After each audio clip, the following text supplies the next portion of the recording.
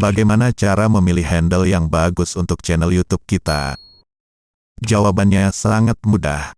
Coba bayangkan jika situs seperti YouTube ini alamatnya bukan youtube.com, tapi adalah video.com.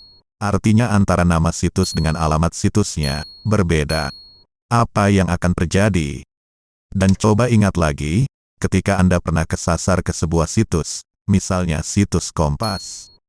Lalu sekian waktu berselang, Anda ingin membuka alamat resminya, sedang Anda tidak tahu alamat resminya. Maka URL apa yang Anda coba ketik di kotak alamat browser? Apakah koran.com atau kompas.com? Nah, itulah jawaban pertamanya. Untuk memudahkan orang mengingat dan menghubung-hubungkan antar metadata di channel kita, sebaiknya gunakan nama handle itu sama dengan nama channel kita.